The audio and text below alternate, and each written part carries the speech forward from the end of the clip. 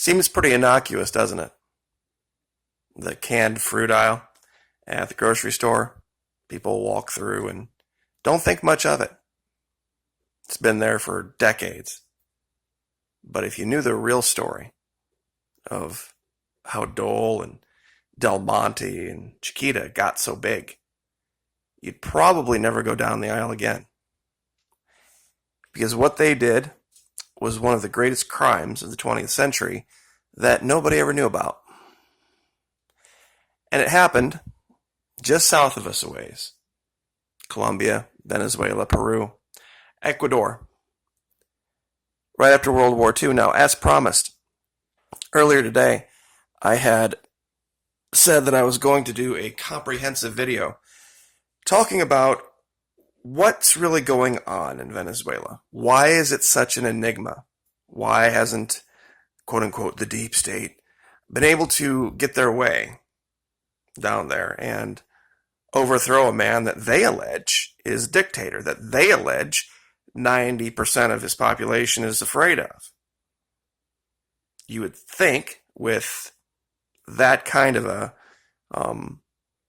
level of opposition within your own country, you wouldn't last very long. But yet, he's still there, Nicolas Maduro. Why? To tell the story, we have to go back. We have to go back a long way to explain why the Venezuelan people require someone like Nicolas Maduro to be looking out for their interest. Someone like Hugo Chavez to be looking out for their interest. Because there are forces in this world that would take that country and turn it into a slave plantation and not blink an eye, not lose any sleep over it. They did it for decades. Most folks, and before I do that, real quick, I want to give credit where credit is due. There have been people talking about the truth of South America a lot longer than I have, and who have paid a dear price for it.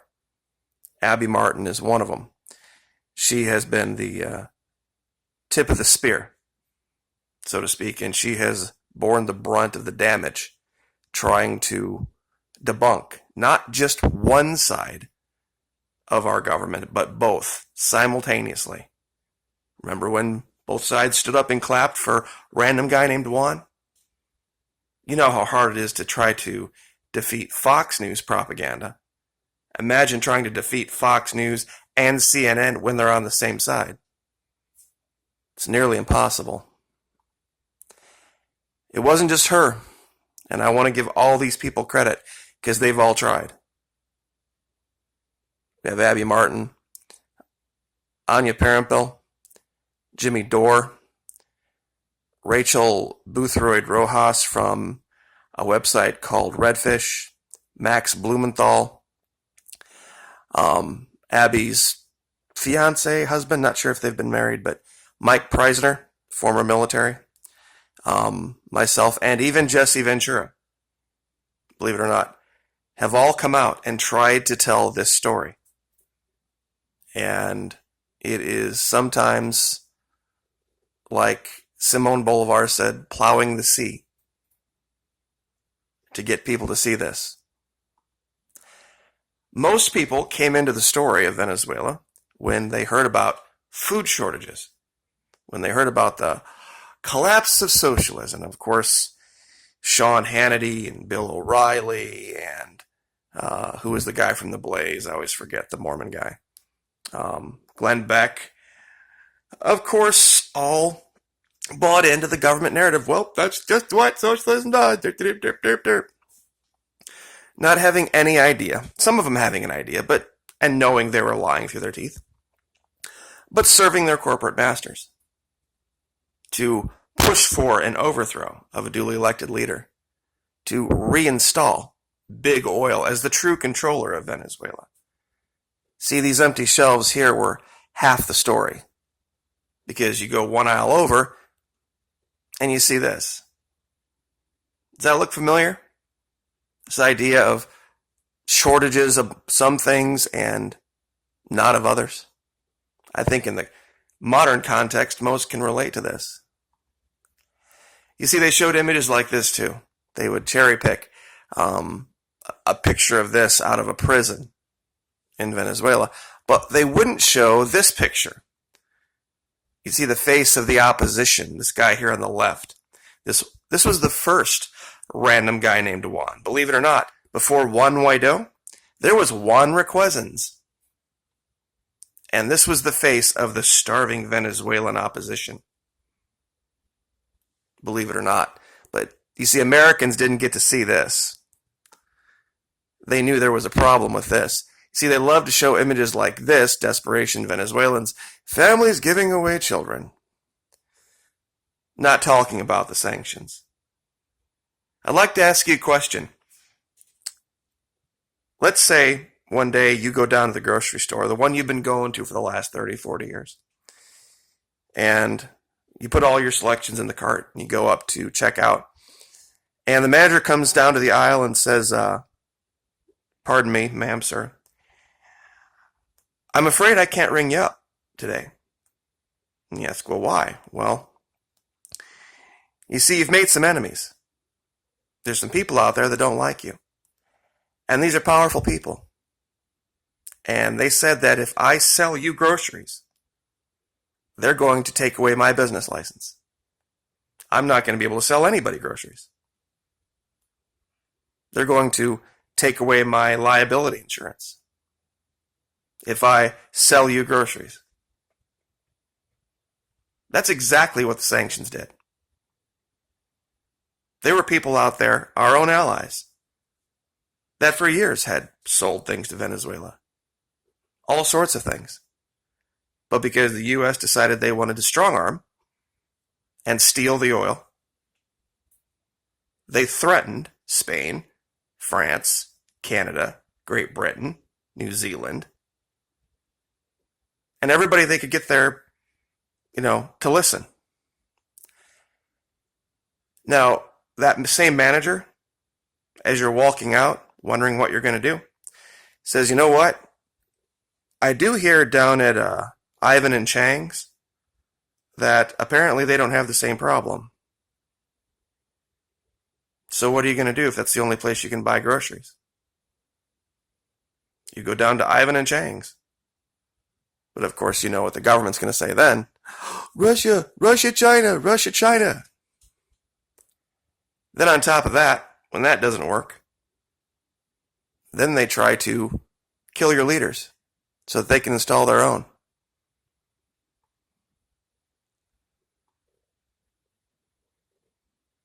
You know, these evil leaders that drive buses, serve in the military.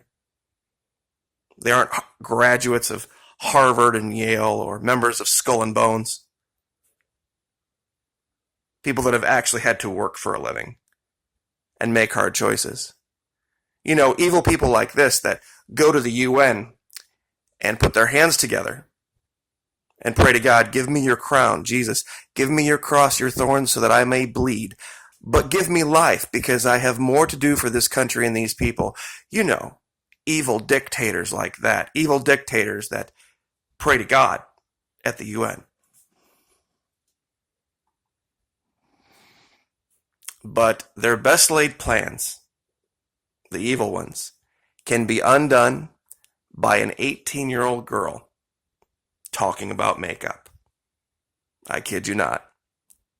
I thank God every day for a girl named Claudia Demeter.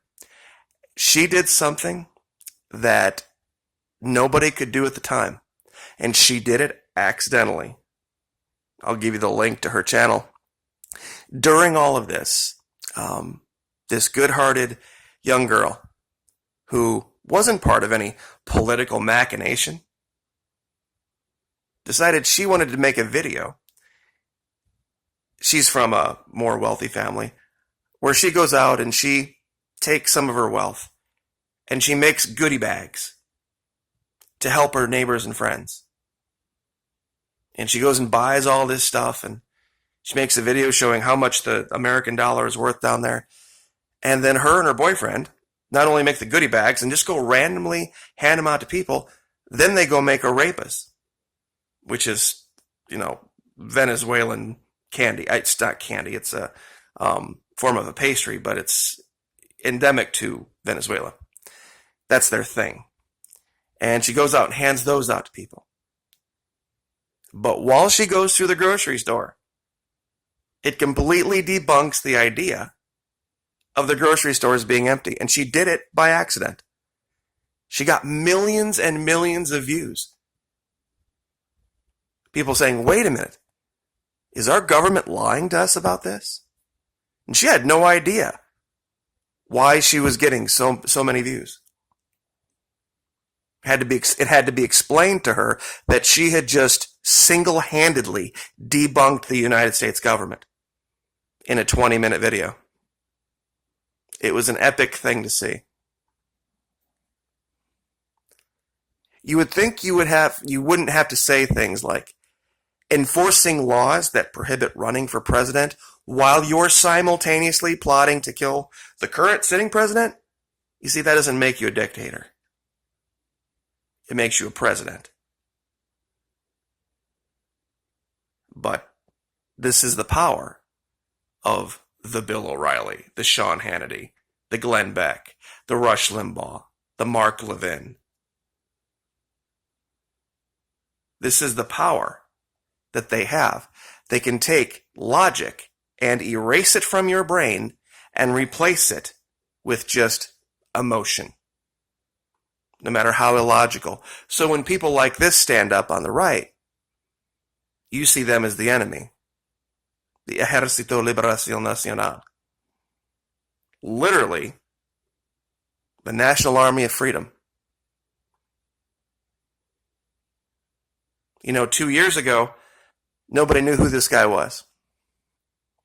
Nobody knew who a random guy named Juan was. But then all of a sudden, the U.S. government snaps its fingers, and now you're supposed to believe that this just random dude off the street, he's now the president. Because they said so. And then they went and pointed a gun at 50 other countries and said, you agree with us, right? And make no mistake, that's exactly what Washington, D.C. did. And they nodded their head and said, yeah, we agree. Forget what the other 170 countries in the world say. They don't show you images like this on the right, these marches in support of the current form, the current style of government.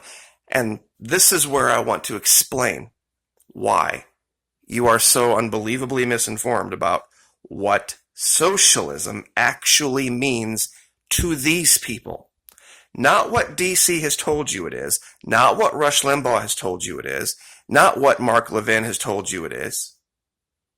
They have taken the welfare state created by DC and New York and basically just put the word socialism in there and said, this is a bad thing. People sitting on their ass, doing nothing, expecting a check from the government, watching Oprah all day. That's socialism. That's what they say it is. And they're wrong. It's not even close to what it is. To what democratic, ground-up socialism really is. Nobody sits on their ass and expects a government check in Venezuela. That's literally the opposite of it.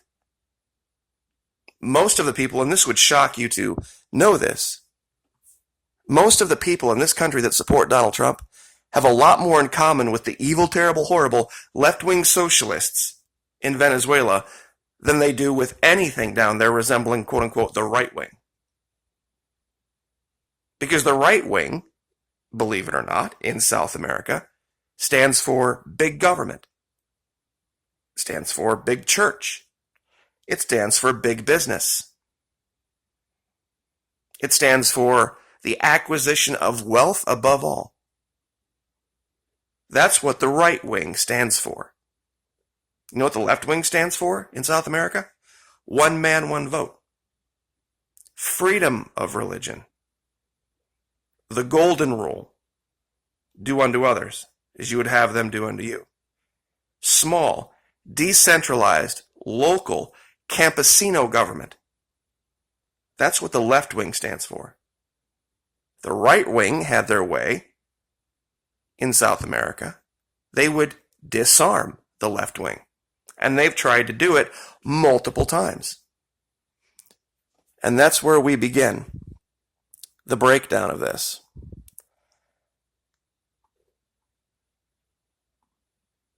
On October 10th, 2018, I actually did a 33-minute breakdown explaining what happened in Colombia and why it was so relevant to Venezuela. Why are there these armed left-wing groups like the ELN and the FARC that have been responsible for the rise of Chavez, the rise of Maduro? See, they stood up as a response to U.S. corporate greed. In the 60s, after the war, the U.S. saw a new plantation field. They saw a new group of slaves that they could take for their own without any pesky having to pay benefits and all that kind of thing. Had all these guys coming back from the war. We had Bretton Woods making the dollar the reserve currency. Venezuela had been ignorantly but freely giving us unending supplies of oil. In fact, their supplies of oil pretty much won the war for us. That's what went into all of those planes that went on all of those bombing raids. That's where it came from, Venezuela. But you see, instead of being thankful, instead of being a country that rewarded, we sent down the big corporations. Dole, Del Monte, Chiquita, Big Pharma went down there, and of course Big Oil. And they decided that they were going to feed these people a line of crap about what working for an American corporation was like. See, these were very simple people at this time. They weren't educated. They were farmers. They were subsistence farmers. Growing coca really wasn't that big of a deal. They'd done it for centuries. They weren't interested in becoming wealthy drug dealers. It was just something that they kind of munched on, coca leaves, that gave them kind of a gentle, easy, something like even less than marijuana today does in this country. But there was so much more to be had by these big corporations. So they started scooping these people up, putting them in the factories, working them to death. And then when, of course, the time came, if one of them died or one of them was injured, they'd throw a few bucks to the family, but it was next batter up. Eventually, these people were like, you know what? They're ruining our country. They're polluting everything. All the promises of education and roads and clothes and all that kind of stuff, it's not coming through. So they stopped going to work. So you know what the big corporations did? They created right-wing paramilitaries. You see, you don't hear DC talk about them. Groups like the AGC and the AUC. So when these guys wouldn't show up for work, the big corporations hired these paramilitaries to go into these villages with a truck and start loading up guys and saying at the point of a gun, you're going to work today, picking fruit. And that's what they did. So then the people stood up and made paramilitaries of their own. And guess who helped them? Of course, Yvonne and Chang. So when these guys showed up to grab their slaves, all of a sudden they were met with an equivalent force. And so begins the running paramilitary war in Colombia. You see, it hadn't bled over into Venezuela yet, because DC hadn't truly been able to get their claws into that country, because it had been socialist since before World War II. They had the idea that they wanted to take care of their people first. And pumping oil offshore isn't quite as nasty and in your face as what they were doing on the fruit plantations in Colombia. But it was starting to get there. They needed more people to run those rigs. So you know what they had to do? They had to get Venezuelans to stop providing their own food. So they promised lavish wages if you would quit your farming job and come work on our rigs. And as soon as they got a critical mass of people doing that, guess what happened? The guys who owned the land, they couldn't work it anymore. There was nobody to farm the fields. But they said, don't worry, you're making so much money. You're making so much money from this oil, you can buy food. You can buy food from America. And we'll sell it to you super cheap. The farm and people are like, okay, great, we're not going to starve. But what about all these farmers that have all this land? Well, there were multinationals ready to snap it up. Say, no problem, I'll buy it from you. I'll buy it from you. I'll purchase the land from you.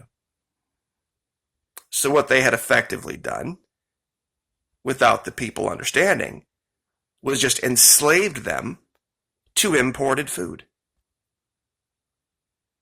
And there was nothing they could do about it, except elect someone that would expropriate that land back from those companies and try to rebuild their own farming infrastructure. Guess who that guy was?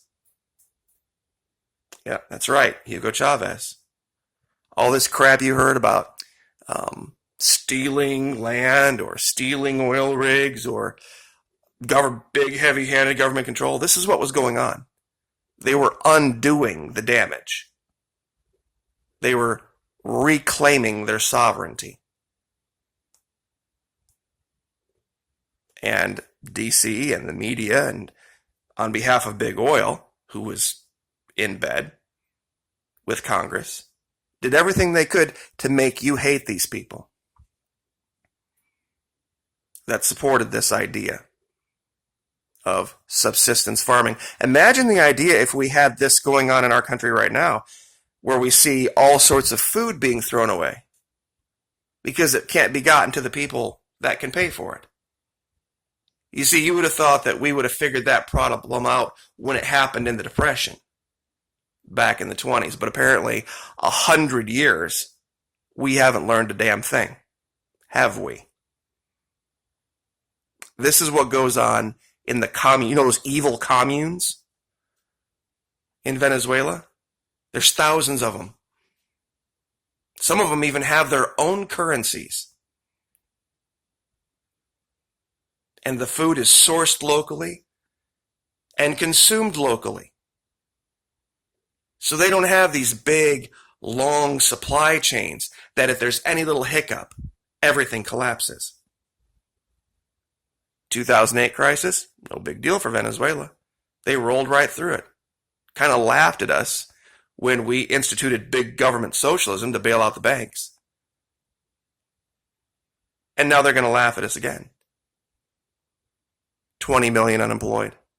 Government throwing billions and billions, could end up being trillions, back into the economy, controlling every little aspect of it. But of course, socialism is a bad thing, isn't it? I'm going to play this. I've got it set at 1.25. It talks about some more of the details, and there's going to be a couple places where I stop and expound on some things, but given that I've pretty much laid out exactly what's happened and why the sanctions were designed to do what they did, I think from this point forward, it's going to be pretty much self-explanatory. So, without any further delay, here we go.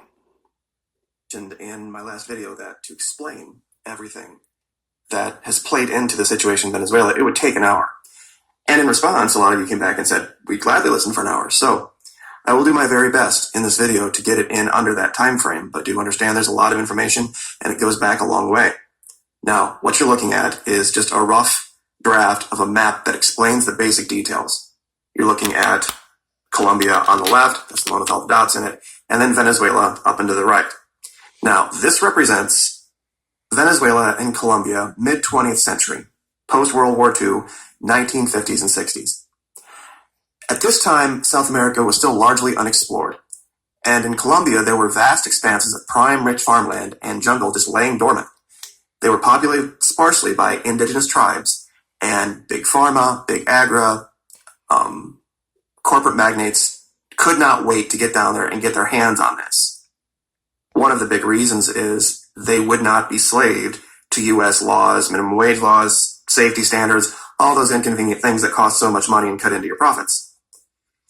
Now, with the U.S. fresh off of the win in World War II and Korea not having caused any major problems, these corporations went down there and bought off the government officials in Colombia. And they began arming some of the locals with U.S. weapons, uniforms, and training. All of this done outside of the oversight of the United States. Remember, in the 50s and 60s, there wasn't the internet. And anything you saw on the news was, of course, U.S. approved. They turned Colombia basically into a pre-Civil War plantation state. Now, the green dots that you're looking at represent what they call left-wing paramilitaries. But they were a response to those right-wing paramilitaries I spoke of. You see, the Colombian people just didn't sit by and let U.S. corporations go in there and do that. So they had to basically hire thugs. These corporations did, to put these people in line. And of course, they kidnapped women to service the soldiers and all this kind of stuff. And like I said, the U.S. population, blissfully unaware, the happy 50s and early 60s, and we had all this wonderful Chiquita bananas and Del Monte this and Dole that. And this is where it was coming from. Slave plantations in Colombia. Now, in response to this, a lot of people from Colombia fled into neighboring Venezuela. Now, here's a part of the story that a lot of you don't know. Venezuela at this time was a very wealthy, independent oil nation. They, in fact, had supplied a great deal of the oil that we used to fight World War II. There was a man named Romulo Betancourt who was in charge. And the oil that was being pumped in conjunction with different businesses was done so with a 50-50 split, not in profit, but in revenue. And if the oil companies could make money with the other half, that was fine. If not, that was fine too. But half of that revenue, regardless, went to the people of Venezuela. And during this era, the people of Venezuela were fine. A lot of them were agriculturally oriented. Big oil, as we know it in the modern day, hadn't arrived yet. And Venezuela was doing quite well. Now we're going to move to the second map. 1973. The U.S. oil crisis with Saudi Arabia threatening to cut off oil supplies to the U.S. Congress passes a law prohibiting U.S. oil companies from exporting oil drilled, pay attention, in the United States. It was the hope that one day the United States would not have to import one drop of foreign oil and be completely energy independent, thus taking away Middle Eastern leverage. I'm sure a lot of you are familiar with that. This pissed off big oil to no end. That they had to be bothered to be patriotic, that they had to be bothered to worry about the well-being of the United States. Well, you see, they figured out the little loophole that even though they were U.S. companies, that ban didn't apply to oil pumped outside the United States. So they cooked up a little scheme. They approached the government of Venezuela and offered assistance, U.S. technological assistance, in developing their fields, promising huge rewards and benefits. But of course, we always know what happens when you deal with big oil. Now, over here on the left-hand side, you see that Colombia, the dots are now all intermixed. There's a war raging in Colombia. These right-wing paramilitaries, the AUC or the AGC, that's how they're referred to in Colombian and Spanish language, are completely outnumbered by the left-wing paramilitaries. But that's the FARC and the ELN, the ones that have been demonized so badly. But they have advantage of more advanced weapons, training, and U.S. money. So it's pretty much a stalemate. But the U.S. recently, now remember, this is 73, they've learned a hard lesson about the power of the media from what happened in Vietnam. So U.S. corporatists set about launching a massive propaganda campaign demonizing only one side, the left-wing paramilitaries, who are now starting to gain some real headway in this region. You see, this is the thing a lot of people don't get about down there. Their left wing and our right wing, while there are some things that do mimic left and right wing up here, there are some things down there that are completely different. The right wing up here, the conservatives, aren't really all so much for big business, big government. But that is a right wing thing down there. Here, the left wing is very, I don't know what the word would be. I mean, they do want the government to be involved to an extent, but only in the sense that it doesn't trample on the rights of the individual. Whereas down there, they see it as the government's duty to make sure. That whole thing in our Constitution about domestic tranquility, provide for the... I just want to pause right there real quick. You might have heard me use the term, or other people use the term, neoliberal. Neoliberal has nothing to do with what we commonly know to be liberal in North America. Neoliberal refers to a new way of thinking around the turn of the last century, not the 20th century, the 21st century, the 20th century. Neoliberal means let business do whatever business wants to do, no matter who it hurts, because the most important thing is making money. That's what neoliberal is. Neoliberal is supported by the group called the bourgeoisie. It's a French term for like the new rich. And this group of people represents what is referred to as the right wing in South America. George Soros, Bill Gates, these types. The big church, big government types that we associate with the left wing up here are really more associated with the right wing down there. That's what makes doing this type of video so difficult. Not only is there a language barrier between us and them, there's a culture barrier, and there's also this political barrier too, because of the way they see the world and the way we see the world. So I'm just going to let this continue to play. The common defense, that's taken very seriously down there with the left wing. So not to get off too far, but I just want you to understand who's being spoken of here when I talk about right-wing paramilitaries and left-wing paramilitaries. The right wing in Colombia believes the church should be the final authority on all things. And I don't think the right wing in America would agree with that. So there are differences, even though there are similarities. But here's the big change on this map. Once again, the green dots represent the left wing, the black dots represent the right wing. A new player enters the game, the drug cartels. You see, with the advent of big agriculture down there, they taught them how to grow coca in a way that they could refine it into cocaine and do it efficiently enough that they could export it for money and make money doing this. They had grown coca down here for a long, long time. They just didn't grow it the way that it needed to be grown. They didn't have the quantities. They didn't have the ability to do what our big agri has the ability to do. And they taught them that down there. That's where the drug problem came from, right there. These people were taught how to do this. So these drug cartels in the 70s started to step in. And they got ensconced on both sides. So a scheme started to play itself out. Now, map 3. This is representing the 1980s and 1990s. U.S. oil, over here in Venezuela, U.S. oil companies systematically began raping Venezuela of its resources, infiltrating the state-run oil companies. PDVSA, with their operatives, U.S. oil companies are making huge profits, while most of Venezuela lives in abject poverty, always cooking up some kind of excuse why, oh, no, this money isn't profit, it's technically part of this over here and that. And they always walked away with huge profits, and Venezuela continued to slide. In fact, the one example that I've shown on my channel, people have seen back in, what year was it? 1998. There was it wasn't even a hurricane, it was a massive rainstorm on the north side of Venezuela. Over 20,000 Venezuelans died from the mudslides because most of them lived in these little ramshackle shanties because the standard of living had fallen so greatly because of what big oil did. All of these people that were farmers that had made their living with agriculture were now living much closer to the coast in places where there was no housing, places where people should not have been living. The Venezuelan government, though, realizing what's happened, they're terrified. Why are they terrified? Well, we're going to go up here to the upper left-hand corner. 1989, Panama, U.S.-appointed dictator Manuel Noriega decides to stand up to the corporatists and oligarchs from the United States that have turned his country into a way station for the largest, most powerful criminal enterprise ever to exist on the planet. The U.S. military is sent down there to secure him, torture him, and imprison him. He dies in confinement in the United States in 2017. Meanwhile, in Colombia, the competing drug cartels, the Medellin and the Cali cartels, firmly ensconce themselves on both sides of this conflict. The war down there now is being fought in the media.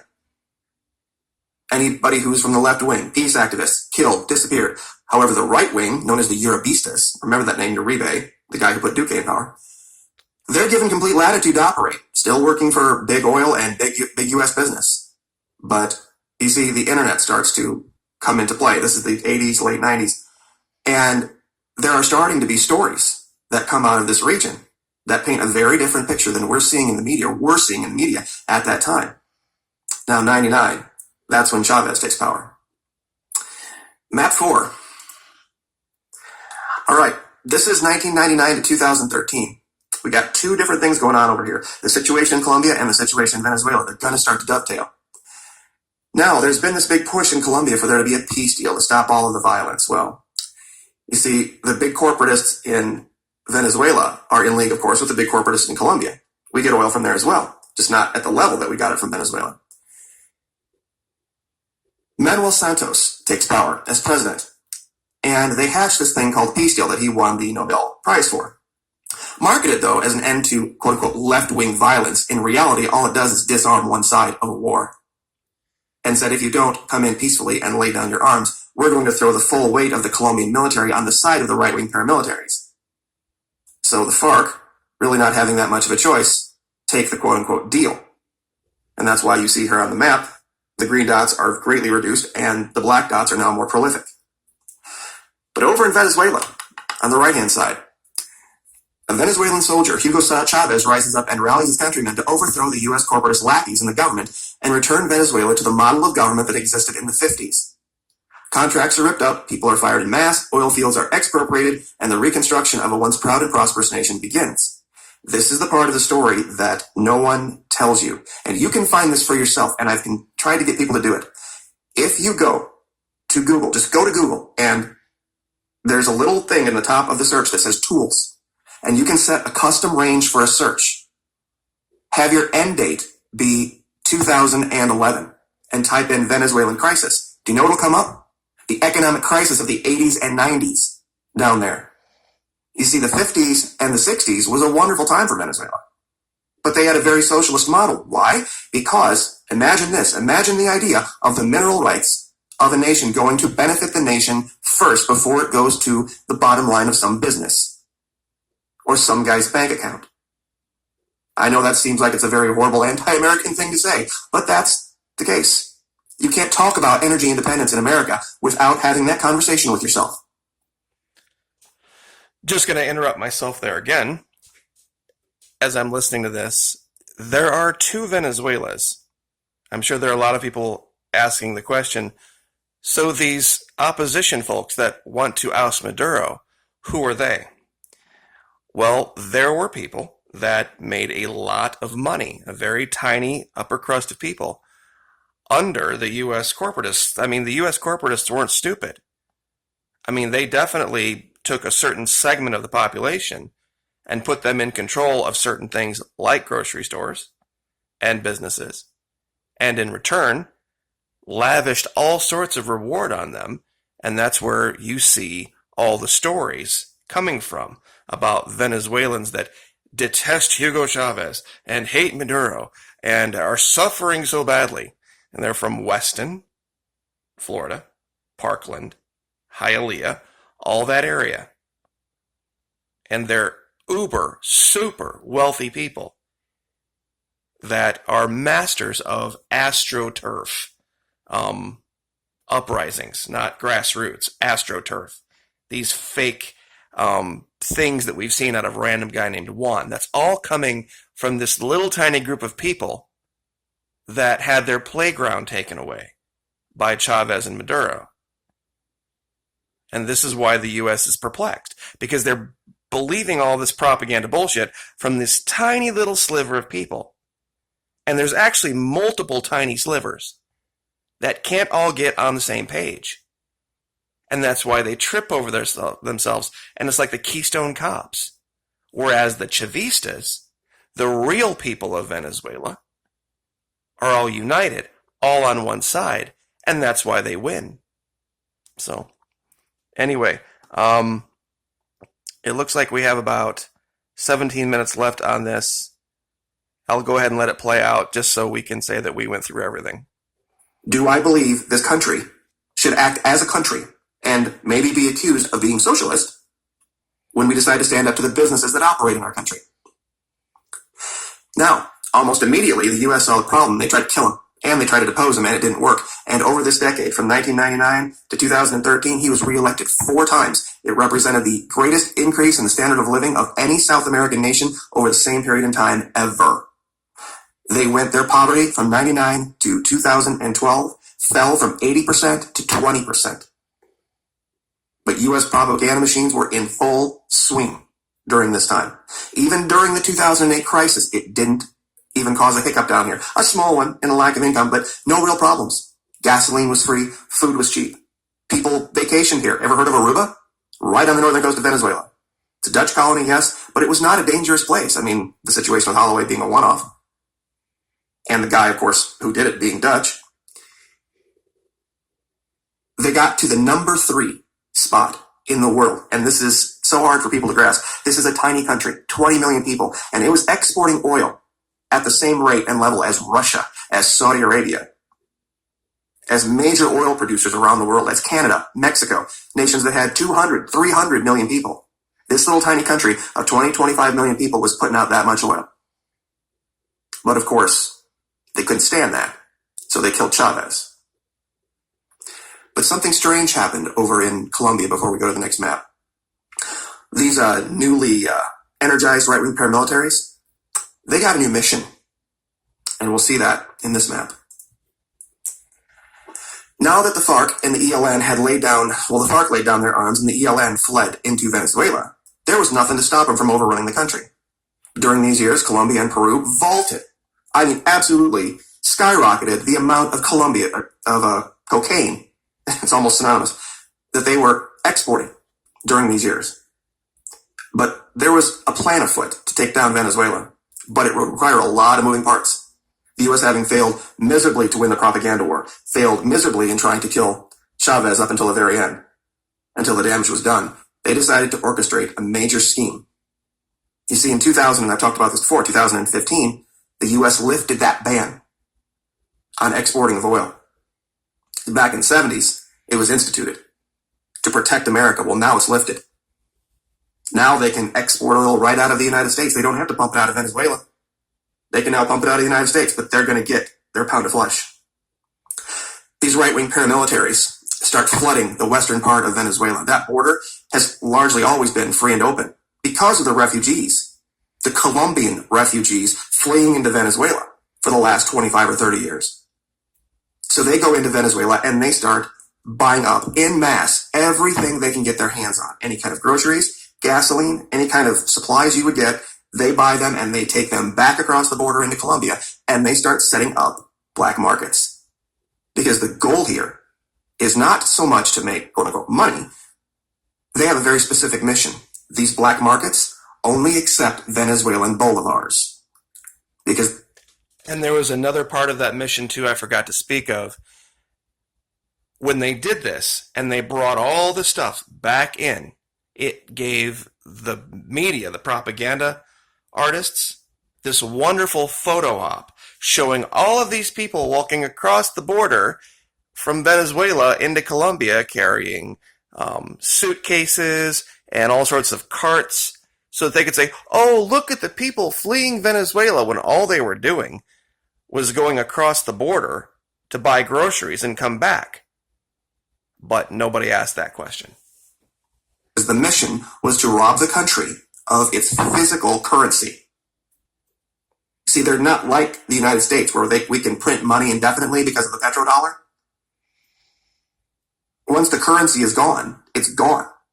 And when you don't know what the game is, things start to spiral out of control very quickly. That by itself can be dealt with. But then, 2014, 2015, the U.S. conspires with Saudi Arabia to crater oil prices simultaneously to this. What does that do? It almost bankrupts 20 countries in the world. You see, the U.S. couldn't just join the oil markets. We can lift the ban all we want, but if we start flooding the markets, they crater and they completely collapse. And OPEC wasn't going to allow that. The OPEC countries were going to say, okay, we're each going to scale back our production to allow the United States to join. That's why we had to overthrow Iraq, so we could get a seat at the table of OPEC. So, U.S. oil prices absolutely crater. Venezuela, like many other countries, took it on the chin. But in 2015, in a going away present, the last administration decided to declare Venezuela an extraordinary national security threat, seized billions of dollars in their assets in the United States, and sanctioned them, preventing them from getting loans. The current administration doubled down on it twice. So here's the three things, this perfect storm for Venezuela. Their income cratered 80% in 1 year. They were having the goods and services in the western part of their country completely destroyed by these paramilitaries. The currency itself being robbed. And then sanctions. No ability to get loans to fix it. This is what caused the problem in Venezuela, not socialism. The problem was an engineered strike, with Venezuela losing the ability. And other nations around the world as well. Nigeria, Kazakhstan, Russia. More than I can name right now off the top of my head. All losing the ability to produce oil because of this. It gave the U.S. an opening. And now, what do you see? The U.S. basically took Venezuela's place supplying oil to China and to India and to the EU. Meanwhile, to say thank you to the Saudis, we have increased our imports of their oil exponentially. Just to add another detail to that, when the U.S. and the Saudis conspired to crater oil artificially in 15, just as an example, Nigeria had to go to 20 different banks to secure enough money just to operate for 1 year, or they would have gone belly up, along with many other countries as well. Venezuela wasn't the only one that suffered. Nobody was sanctioning Nigeria. And very strangely, in 2017, one of the first things, and I've showed multiple times, the current president sitting, smiling, shaking hands with the leader of Nigeria, Buhari. And look up that guy and tell me why you would think the current leader would smile in his presence. But we have not very much longer to go. I think it's going to be, we got 7 minutes and it's set at 1.25. So 5-6 more minutes, we'll have this wrapped up. So here's where we stand. It didn't work. It almost did. They tried to overthrow the government in Venezuela and it didn't work. They tried to kill him and it didn't work. The people of Venezuela stood up to this. They saw what was happening. And while there are some, and there are regions down here where there are food shortages and people have starved, absolutely. But it hasn't been the whole country. And it sure as hell wasn't the fault of Nicolas Maduro or Hugo Chavez. They have had to find a way to get around the US dollar. Find a way to stand back up. They've been forced with no other option to go to China, to go to Russia. They used to be our ally. And they're not anymore. But this peace deal in Colombia backfired. Big time. The FARC and the ELN realized the game, and now they have gone back into the hills and rearmed. And these right-wing paramilitaries that told all this bullshit, they're in a world of hurt right now. And they are losing. This is why Duque was installed in Colombia. He's going to be declaring war not just on Venezuela. He's going to be declaring war on most of his own people. Sanctions, currency theft, income destruction, all of this. Executive orders.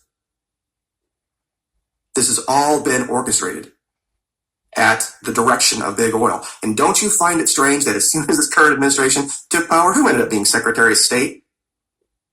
Rex Tillerson.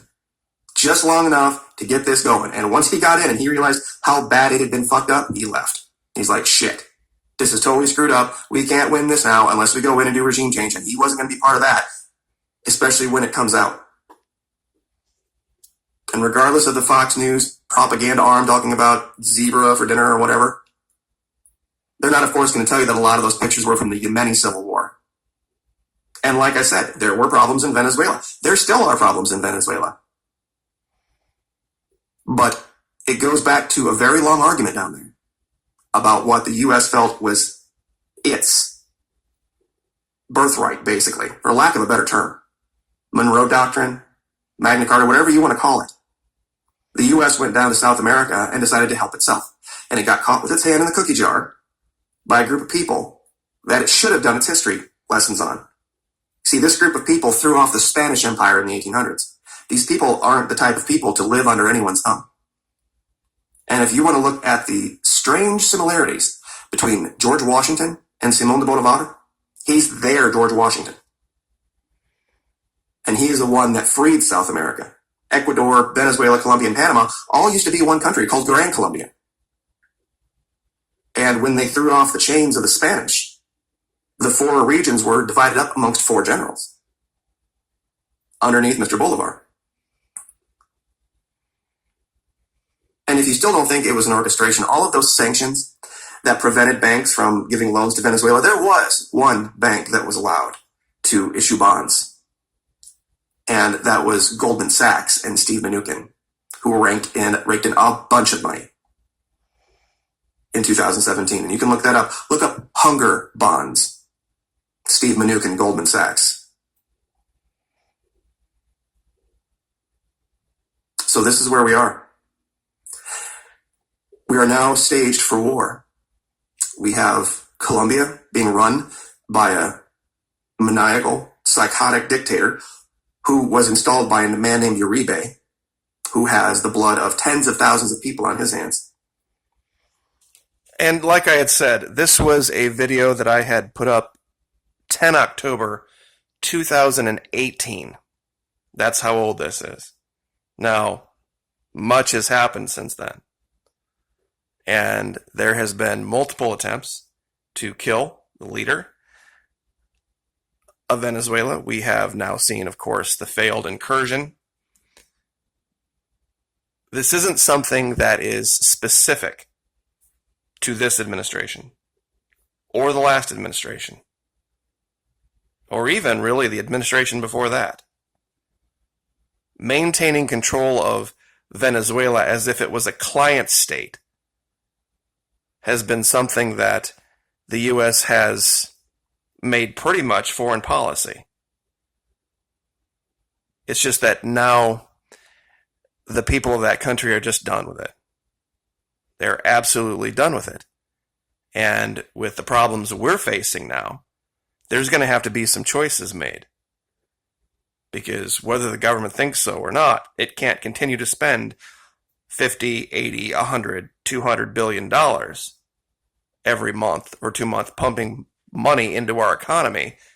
I mean, and look, they're going to send checks. They're fine. Send checks. I'll put them in the bank. I don't care. But there's going to be an end to that before they have to completely rework the system. And it's going to look a whole lot more like Venezuela than it's going to be what we classically thought we were. Because it's just not going to work.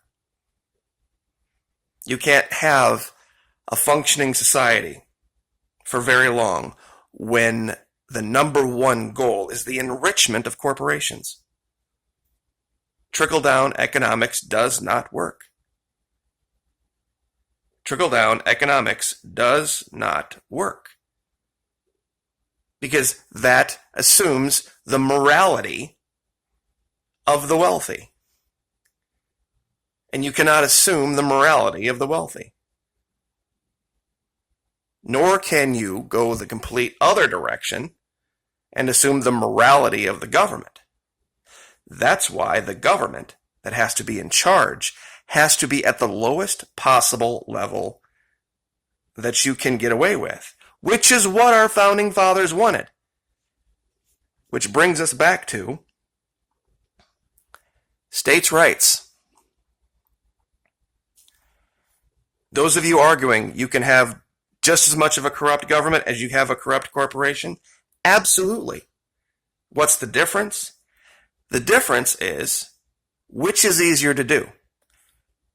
Create a small government or create a permanently small business. You can create a small government, like, for example, we can have the people of Florida only answer to the governor of Florida, because Florida is Florida.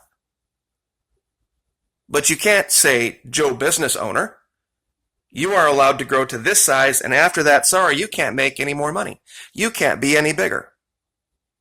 That doesn't work, does it? It's not possible to do. You would then have to get big government involved to stop that little business from getting too big. And that wouldn't work. So the answer to fix problems like this, the ones we're facing, and the issues in Venezuela, all this, Venezuela figured out years ago.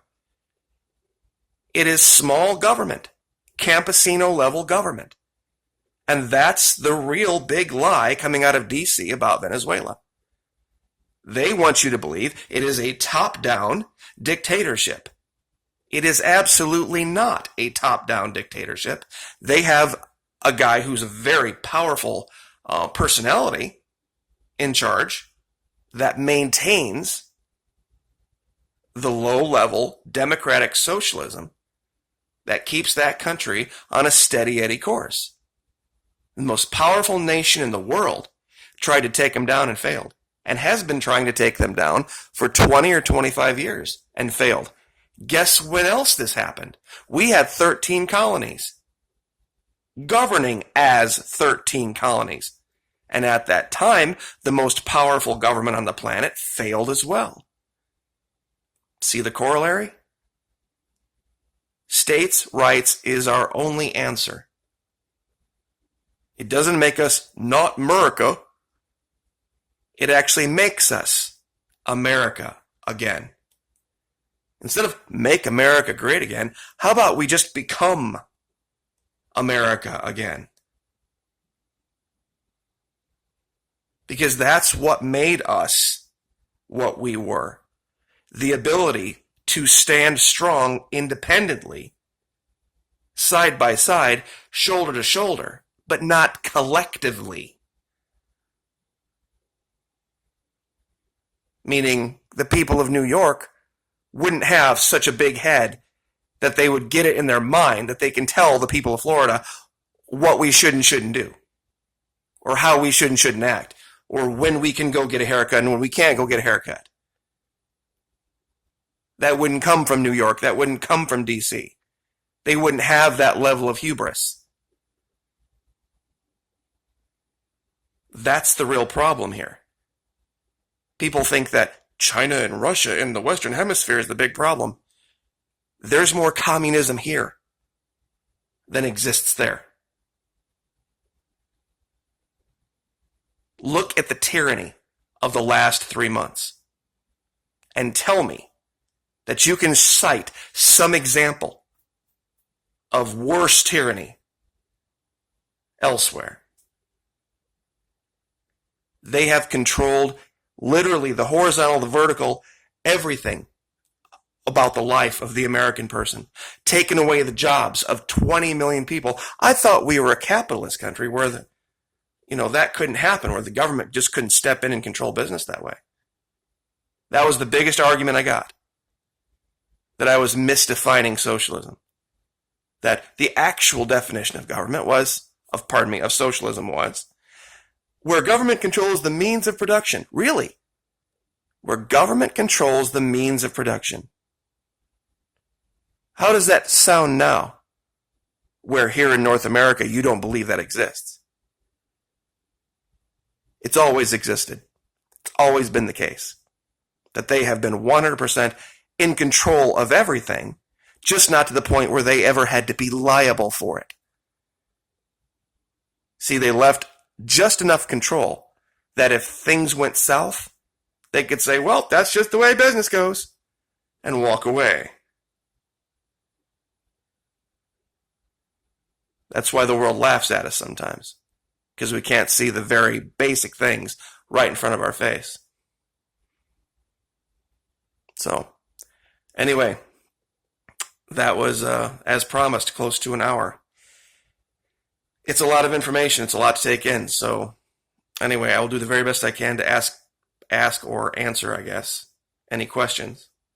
But you guys have a great night. Like, share, subscribe, and we'll see you next time.